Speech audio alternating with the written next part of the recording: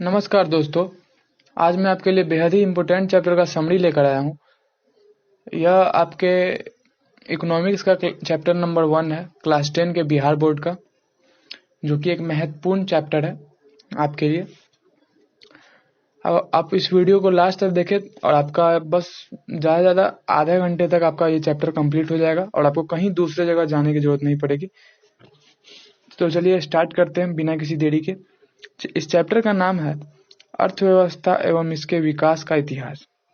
तो देखिए, सबसे पहले ये समझते हैं कि अर्थव्यवस्था होता क्या है।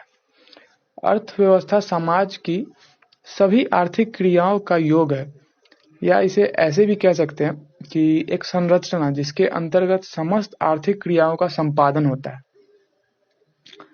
मैं फिर से रिपीट कर दूं, अर्थव्यवस्था समाज की उस आर्थिक मतलब कि सभी आर्थिक क्रियाओं का योग है, और दूसरे तरीके से कहें तो एक संरचना जिसके अंतर्गत सारे आर्थिक जो क्रियाएं होते हैं, समस्त आर्थिक क्रियाएं होते हैं, उनका संपादन होता है, उसे ही अर्थव्यवस्था कहते हैं।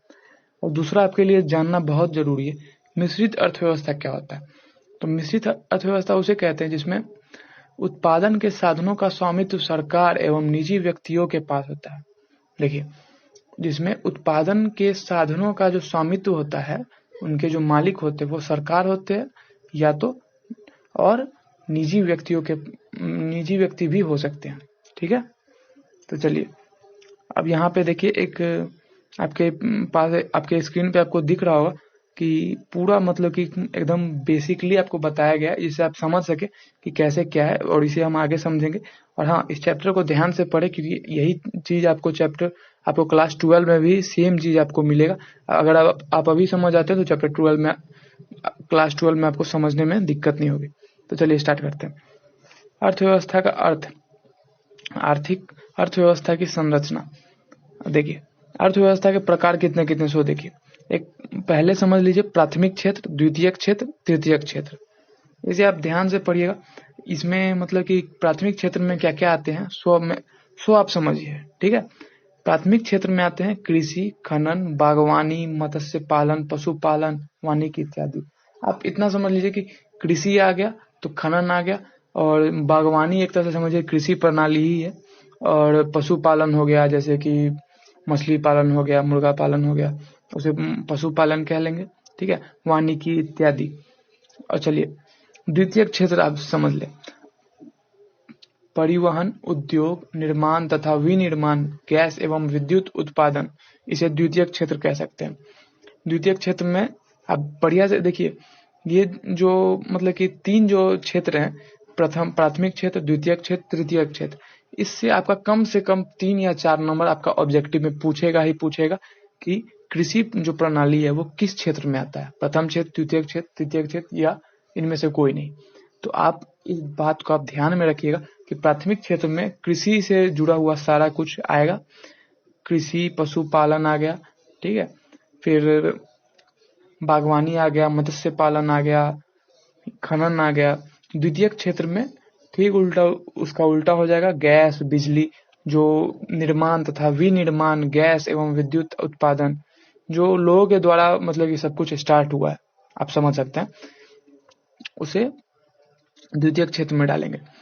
तृतीय क्षेत्र में हो गया बैंक, परिवहन, ठीक है, बीमा, संचार, डाक, अस्पताल, एटीएम इत्यादि, ये सब तृतीयक में हो गया।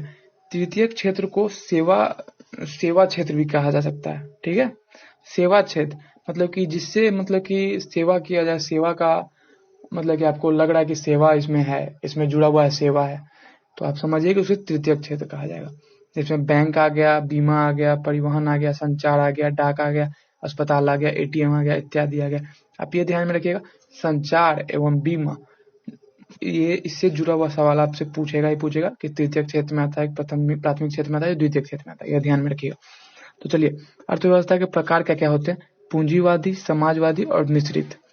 मिश्रित में मैंने आपको पहले ही बता दिया कि जिसमें उत्पादनों का साधन का स्वामित्व सरकार और निजी व्यक्ति हो, उसे मिश्रित अर्थव्यवस्था कहेंगे। ठीक है, पूंजीवादी के बारे में आपको अब थोड़ी देर बाद बताऊंगा। देखिए, पूंजीवादी मैं आपको बता दूं कि पूंजीवादी अर्थव्यवस्था में उत्पादन के साधनों का स्वामित्व निजी हाथों में होता है। समझ में आ रहा होगा आपको। और समाजवादी जो अर्थव्यवस्था है उसमें उत्पादन के साधनों का स्वामित्व एवं संचालन सरकार के पास होता है। देखिए, सबसे पहले आप समझ ले पूंजीवादी क्या होता है। पूंजीवादी अर्थव्यवस्था में उत्पादन के जो साधनों का जो स्वामित्व है वो निजी हाथों में होता है, किसी पर्सन के हाथ में होता है।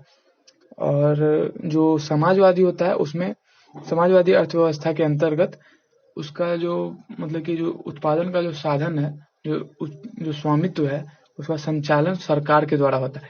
मिश्रित में ऐसा नहीं है, मिश्रित में दोनों के हाथों में होता है। ठीक है, निजी तथा सरकार के हाथ में, दोनों के हाथ में रह सकता है, उसे मिश्रित अर्थव्यवस्था कहेंगे। ठीक है, तो चलिए आगे बढ़ते हैं। कुटीर उद्योग, लघु उद्योग, देखिए द्वितीय क्षेत्र में आ रहा है कुटीर उद्योग, लघु उद्योग, मध्यम उद्योग, बड़े उद्योग।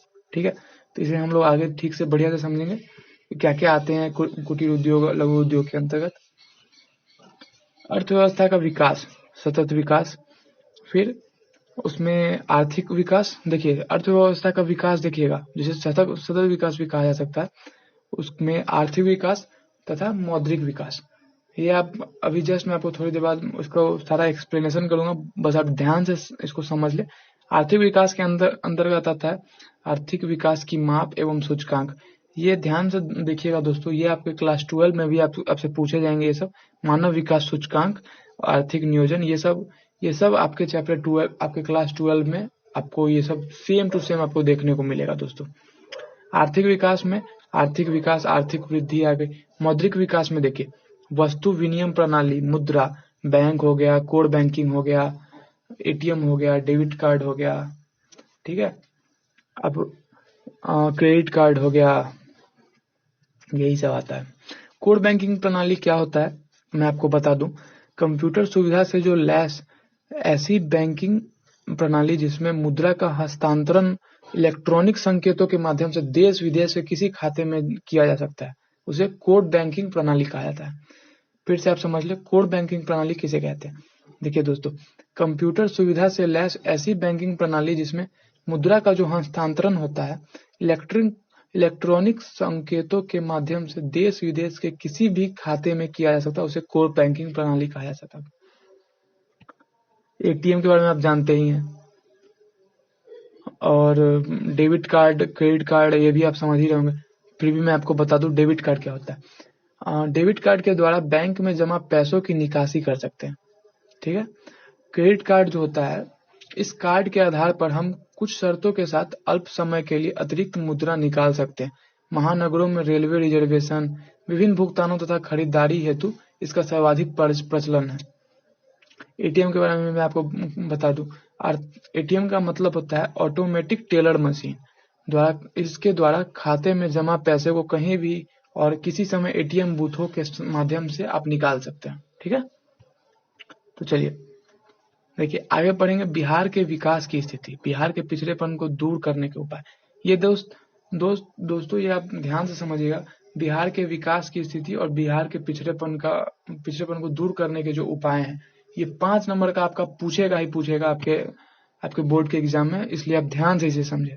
अर्थव्यवस्था का अर्थ क्या होता है, मैंने आपको पहले ही बता दिया कि अर्थव्यवस्था जो समाज की सभी आर्थिक क्रियाओं का योग है उसे अर्थव्यवस्था कहेंगे। ठीक है, पहले आप फिर से देख ले। देखिए इसमें भी वही लिखा गया है, अर्थव्यवस्था समाज की सभी आर्थिक क्रियाओं का योग है। हमारे वे सभी क्रियाएं जिनसे हमें आय प्राप्त होती है, आर्थिक क्रियाएं कहलाती है। देखिए वे सभी क्रियाएं जिनसे हमें आय प्राप्त हो उसे आर्थिक क्रिया कहलाती है। जैसे कृषि एक आर्थिक क्रिया है जिससे हमें आय की प्राप्ति होती है। ठीक है, अर्थव्यवस्था में देखिए एक एग्जाम्पल दिया है इसने कि जो कृषि जो है वो एक आर्थिक क्रिया है जिससे हमें आय की प्राप्ति होती है। अर्थव्यवस्था का अर्थ संपूर्ण आर्थिक क्रियाओं के अध्ययन से है जिससे मानवीय आवश्यकताओं संतुष्टि के लिए संसाधनों का प्रयोग किया जाता है। अर्थव्यवस्था की संरचना देखिए, हाँ अभी जस्ट मैंने आपको बताया था प्राथमिक क्षेत्र, द्वितीयक क्षेत्र और तृतीयक क्षेत्र होगा। ठीक है, तो चलिए उत्पादन के आधार पर अर्थव्यवस्था को 3 क्षेत्रों में विभक्त। देखिए सबसे पहले ये समझते हैं कि प्राथमिक क्षेत्र के अंतर्गत क्या क्या आता है। ठीक है, तो जब हम प्राकृतिक संसाधनों का उपयोग करके किसी वस्तु का उत्पादन करते हैं तो वह प्राथमिक क्षेत्र के अंतर्गत आता है। देखिए, मैंने आपको पहले ही बताया था कि इसके अंदर कृषि, डेयरी, मत्स्य, वनों के से प्राप्त जो करते हैं उसे कृषि क्षेत्र एवं सहायक क्षेत्र भी कहते हैं। तो प्राकृतिक संसाधनों से जो भी हम लोग उपयोग करके किसी वस्तु का उत्पादन करते हैं उसे प्राकृतिक क्षेत्र के अंतर्गत आता है। द्वितीयक क्षेत्र में यहाँ वस्तुएं सीधे प्रकृति से उत्पादित नहीं होती, बल्कि उनके माध्यम से निर्मित होती है।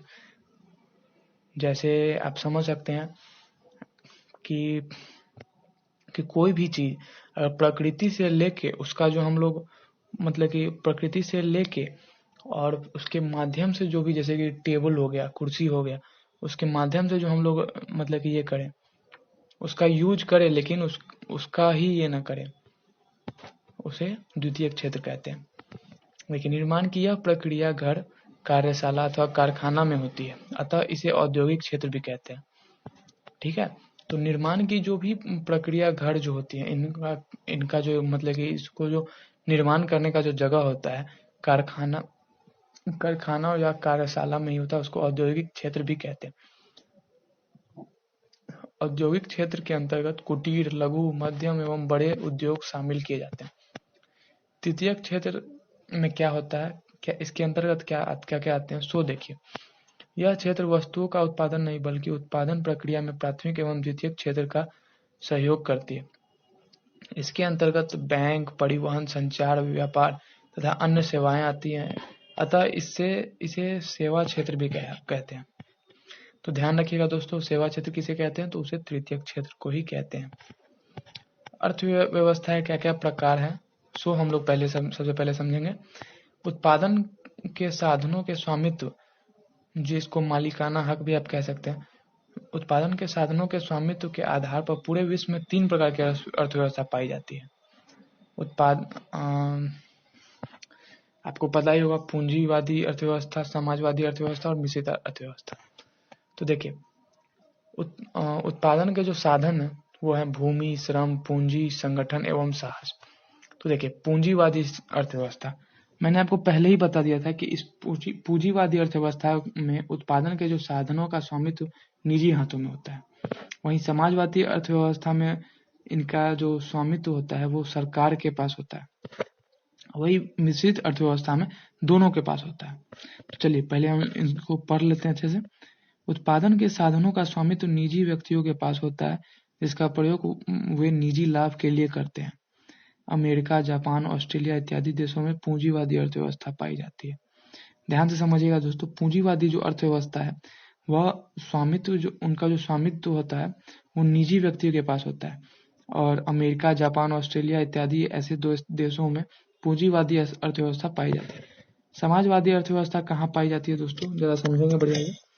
उत्पादन के साधनों का जो स्वामित्व है वो देश की सरकार के पास होता है, जिसका प्रयोग समाज के लाभ के लिए किया जाता है। वही मिश्रित अर्थव्यवस्था में उत्पादनों के जो साधन का जो स्वामित्व होता है, उनका जो मालिकाना हक होता है वो निजी व्यक्तियों तथा सरकार दोनों के पास होता है। यह व्यवस्था पूंजीवादी तथा समाजवादी का व्यवस्था का मिश्रण भी है। आप ऐसे भी इसे समझ सकते हैं कि पूंजीवादी तथा समाजवादी व्यवस्था के मिश्रण को ही मिश्रित अर्थव्यवस्था कहेंगे। तो चलिए आगे बढ़ते हैं अपने नेक्स्ट टॉपिक के पास कि अर्थव्यवस्था का विकास। अर्थव्यवस्था का विकास के जो क्षेत्र हैं वो कैसे कैसे हैं और क्या क्या हैं, सो देखते हैं। आर्थिक विकास का मुख्य उद्देश्य अर्थव्यवस्था के तीनों क्षेत्र अर्थात प्राथमिक, द्वितीयक तथा तृतीयक क्षेत्र में उत्पादन का स्तर ऊंचा करना है। देखिए, आर्थिक विकास का जो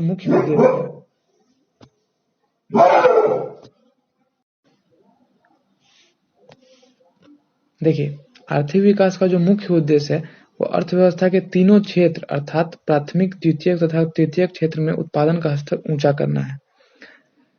आर्थिक विकास तथा आर्थिक वृद्धि में अर्थशास्त्रियों ने अंतर बताया। ये आप ध्यान से समझिएगा दोस्तों, आर्थिक विकास और आर्थिक वृद्धि में क्या क्या अंतर है ये आप ध्यान समझिएगा, ये आपके लिए इम्पोर्टेंट हो सकता है।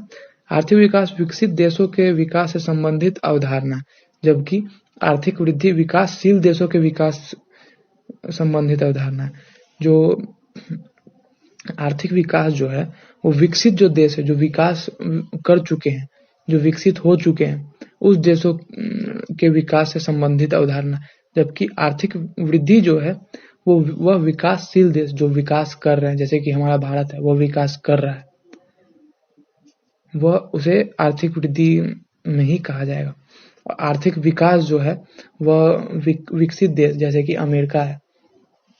ठीक है, आप समझ गए होंगे। आर्थिक विकास में आकस्मिक तथा रुक रुक कर परिवर्तन आते हैं। आर्थिक वृद्धि एक क्रमिक दीर्घकाल में स्थिर प्रक्रिया है। देखिए, जो विकसित देश हैं उसमें उनके विकास में आकस्मिक तथा रुक रुक कर परिवर्तन आते रहते हैं, जबकि आर्थिक वृद्धि एवं एक क्रमिक दीर्घकाल में एक स्थिर प्रक्रिया है। आर्थिक विकास के अंतर्गत उत्पादकता में वृद्धि के साथ साथ तकनीकी एवं संस्थागत परिवर्तन होता है, जबकि आर्थिक वृद्धि के अंतर्गत उत्पादकता में वृद्धि होती है। देखिए, सबसे पहले आप समझ लें आर्थिक विकास किसे कहते हैं। तो जो आर्थिक विकास जो होता है वो विकसित देशों के विकास से संबंधित होता है, जबकि आर्थिक जो वृद्धि होती है वो विकासशील देशों, जो विकास कर रहे हैं उस देशों में से संबंधित अवधारणा है। और आर्थिक स्थिति में आकस्मिक तथा रुक रुक कर परिवर्तन आते हैं, जबकि आर्थिक वृद्धि में एक क्रमिक दीर्घकाल तक धीरे धीरे स्थिर प्रक्रिया है। आर्थिक विकास के अंतर्गत उत्पादकता में वृद्धि के साथ साथ तकनीकी और संस्थागत परिवर्तन होता है, जबकि आर्थिक वृद्धि के अंतर्गत उत्पादकता में वृद्धि होती है। तो देखिए, अब हम लोग बढ़ेंगे आगे। मौद्रिक विकास क्या होता है? देखिए, और मौद्रिक, आपको मैं सबसे पहले बता दूं कि मौद्रिक प्रणाली क्या होती है। देखिए, मौद्रिक प्रणाली, इसमें वस्तुओं एवं सेवाओं के बदले मुद्रा प्रदान की जाती है। ठीक है, मौद्रिक विकास के अंतर्गत मुद्रा के आगमन से आधुनिक मुद्रा के प्रचलन तक के काल को शामिल करते हैं। देखिए, मौद्रिक विकास के अंतर्गत जो मुद्रा के जो आगमन है उससे लेकर के आधुनिक मुद्रा के जो प्रचलन है, जो चल रहा तक के काल को शामिल करते हैं। मुद्रा के आगमन से पूर्व वस्तु विनिमय प्रणाली का प्रचलन था। वस्तु विनिमय प्रणाली में वस्तु ही मुद्रा के रूप में कार्य करता था और एक वस्तु के बदले दूसरी वस्तु दी जाती थी। देखिए, मुद्रा के आगमन से पहले वस्तु विनिमय प्रणाली का प्रचलन था। जैसे कि अगर चावल लेना है, आपके घर में चावल की कमी है लेकिन आपके पास गेहूं बहुत है, तो आप किसी को गेहूं दे दो, वो आपको चावल दे देगा। वैसे एक एग्जाम्पल के रूप में मैं आपको बता रहा हूँ, वस्तु विनिमय प्रणाली में वस्तु ही मुद्रा के रूप में कार्य करता था और एक वस्तु के बदले दूसरी वस्तु दी जाती थी। आधुनिक समय में प्लास्टिक मुद्रा जैसे एटीएम एवं क्रेडिट कार्ड का प्रचलन है। एटीएम, ऑटोमेटिक टेलर मशीन, यह ध्यान में रखिएगा दोस्तों।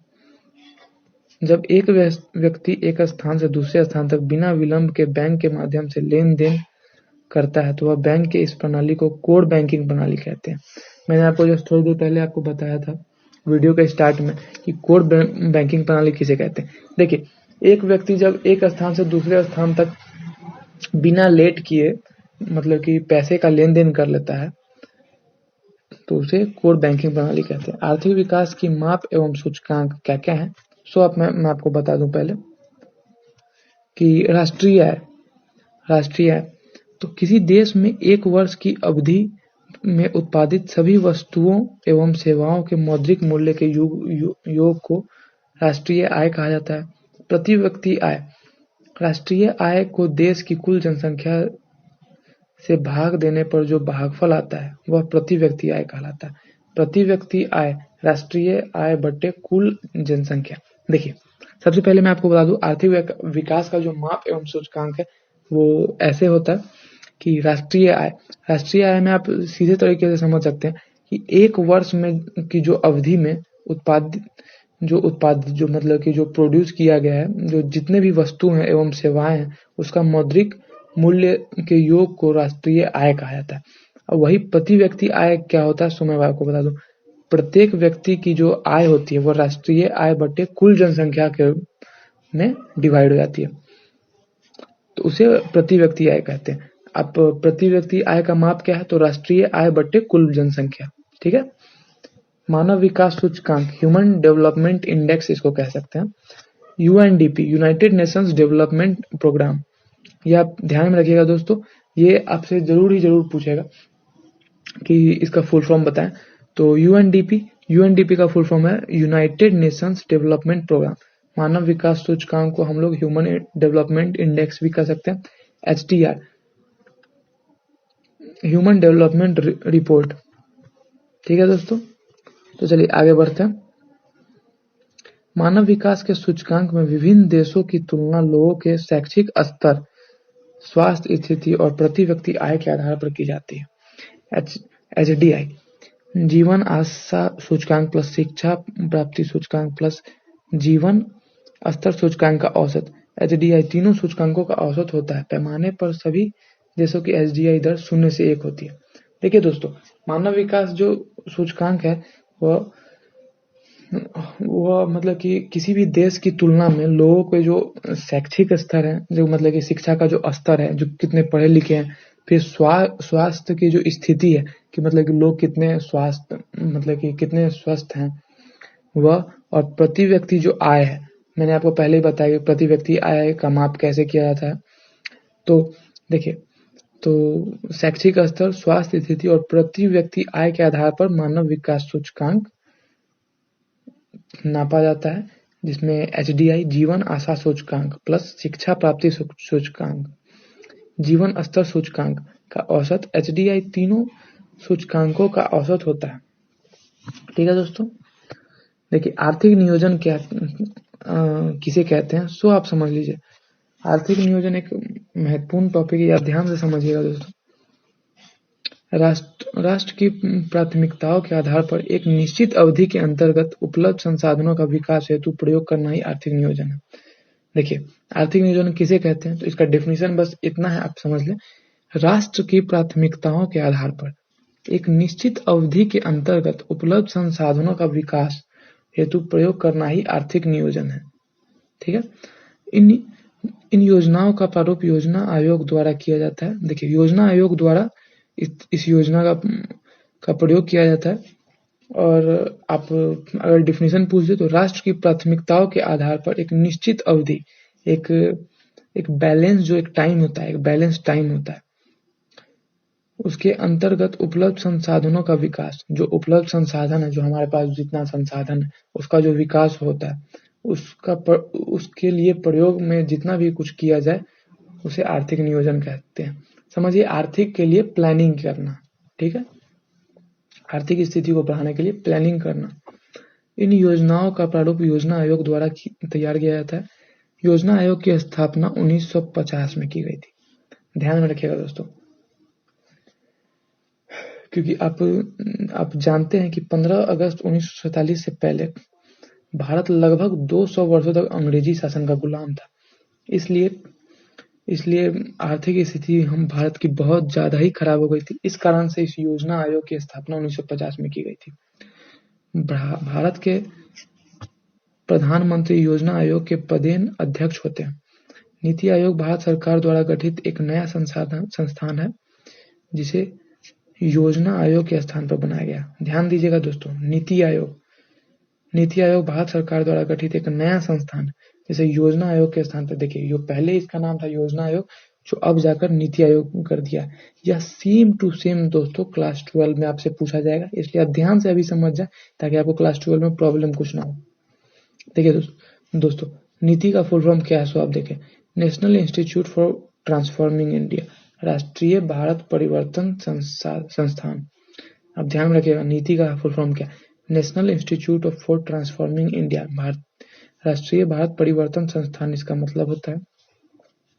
देखिए, राष्ट्रीय विकास परिषद, नेशनल डेवलपमेंट काउंसिल, एनडीसी का गठन 6 अगस्त 1952 को किया गया था। देखिएगा दोस्तों, एनडीसी का गठन कब किया गया था, तो 6 अगस्त 1952 को किया गया था। यह 1 नंबर का क्वेश्चन आपसे पूछा जा सकता है।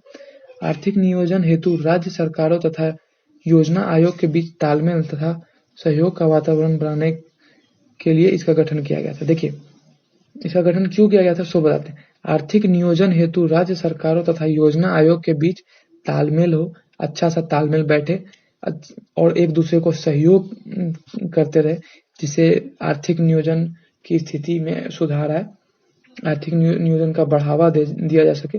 इस कारण से नेशनल डेवलपमेंट काउंसिल एनडीसी का गठन किया गया था। सभी राज्यों के मुख्यमंत्री इसके पदेन सदस्य होते हैं। देखिए, सभी राज्य के जो मुख्यमंत्री है वह इसके सदस्य होते हैं। आधारिक संरचना, देखिए ये एक दो महत्वपूर्ण क्वेश्चन आप समझ सकते हैं। एक नंबर का क्वेश्चन आपसे नीति का फुल फॉर्म पूछ देगा, national institute for transforming India, ध्यान से रखिएगा दोस्तों। और एनडीसी का full form national development council, और इसका गठन कब हुआ था? 6 अगस्त 1952 को, याद रखिएगा। और इसका कारण क्या क्या था, मतलब कि क्यों, मतलब कि इसका गठन किया गया था, आपसे अगर पूछ दे तो आप समझा दें कि आर्थिक नियोजन हेतु राज्य सरकारों तथा योजना आयोग के बीच अच्छा तालमेल बैठ सके और उनका सहयोग का वातावरण बन सके। इस कारण से राष्ट्रीय विकास परिषद एनडीसी का गठन किया गया था। आधारिक संरचना क्या क्या थी, आप देखिए जरा। वे सभी तत्व जैसे बिजली, परिवहन, संचार, बैंकिंग, स्कूल, कॉलेज, अस्पताल आदि जो देश के आर्थिक विकास का आधार है। ध्यान से देखिएगा दोस्तों, जितने भी बैंकिंग हो गए, जो तृतीयक के क्षेत्र में आते हैं, जिसको सेवा क्षेत्र भी कहा जाता है, बैंकिंग हो गए, संचार हो गए, स्कूल, कॉलेज, अस्पताल आदि जो देश के आर्थिक विकास का आधार है, आधारिक संरचना कहलाता है। देखिए, आप समझ सकते हैं कि जो परिवहन हो गया, बिजली हो गया, संचार हो गया, बैंकिंग हो गया, स्कूल हो गया, कॉलेज हो गया, अस्पताल हो गया, यह देश का एक मुख्य आर्थिक विकास का आधार है। यह आप ध्यान में रखिएगा दोस्तों। तृतीयक क्षेत्र जो है वह मुख्य भारतीय या किसी भी देश के लिए आप कह सकते हैं, उसे आर्थिक विकास का आधार माना जाता है। हाँ, अब अपने इम्पोर्टेंट टॉपिक की ओर अग्रसर होते हैं, जो कि है बिहार के विकास की स्थिति। देखिए, बिहार के जो विकास की स्थिति है वह एक तरह से समझिए दयनीय है। इस पे आपको ध्यान से पढ़ना है, विकास बिहार का जो क्या स्थिति है। ये आप बिहार के हो, आप समझ रहे हो कि बिहार की क्या स्थिति है, ये आपको बता देना, लेकिन फिर भी एक तरह से एज ए रिमाइंडर आप समझ ले, ये आपको एक बार मैं आपको एक्सप्लेन कर देता हूँ। ये 5 नंबर का आपसे पूछेगा ही पूछेगा, इसलिए ध्यान से आप समझ लें। देखिए, आधारिक संरचना के विकास की दृष्टि से बिहार अन्य विकसित राज्यों की तुलना से बहुत पीछे है। आधारिक संरचना के विकास की स्थिति से, आधारिक संरचना के विकास आप समझ रहे हैं, बैंकिंग, स्कूल, कॉलेज, अस्पताल आदि जो देश के आर्थिक विकास का आधार है, इसमें बहुत कमी है। इस कारण से बिहार अन्य विकसित राज्यों से बहुत पीछे है, क्योंकि यहाँ स्कूल, कॉलेज, बैंकिंग सुविधाएं, बिजली, परिवहन उतने अच्छे, उतना सुधारमय तरीके से है नहीं। अब थोड़ा बढ़ावा दिया जा रहा है, अब थोड़ा सही हो रहा है, लेकिन पिछले कुछ दशकों से आप देख लें, इसकी स्थिति बहुत दयनीय थी। यहाँ की आर्थिक और सामाजिक संरचनाएं दोनों ही बहुत कमजोर एवं निम्न स्तर की है, जिसके पिछड़ेपन के निम्नलिखित कारण है। देखिए, यहाँ की जो आर्थिक और सामाजिक संरचनाएं हैं दोनों ही बहुत कमजोर है, ठीक है। और इसके बहुत से कारण हैं, जैसे कि हर साल बाढ़ आ जाती है, जिससे खेती खराब होती है, किसानों को ज्यादा फायदा नहीं मिल पाता है, और बिहार की जो बढ़ती हुई जनसंख्या है। चलिए अब आगे पढ़ते हैं, आपको सब समझ में आ जाएगा। देखिए, बिहार के जो विकास के जो स्थिति है वो इतनी दयनीय क्यों है, ठीक है, ये आपसे पूछा जा सकता है। और दूसरा क्वेश्चन सेम टू सेम पूछेगा कि बिहार का पिछड़ेपन का क्या कारण है, ये आप बताएं। तो आप ऐसे बता सकते हैं कि तेजी से बढ़ती हुई जनसंख्या, ठीक है। आप देख ही रहे हैं बिहार की स्थिति, बिहार में बहुत तेजी से जनसंख्या बढ़ रही है। कुछ आप देखिए, औद्योगिक कुछ उद्योग वगैरह कुछ खुल नहीं रहे हैं, लेकिन जनसंख्या में वृद्धि आ रही है। जॉब किसी को लग नहीं रहे हैं, चाहे वो सरकारी हो या प्राइवेट हो। प्राइवेट सेक्टर में तो किसी को नौकरी मिल नहीं रहा है। चलिए आगे बढ़ते हैं।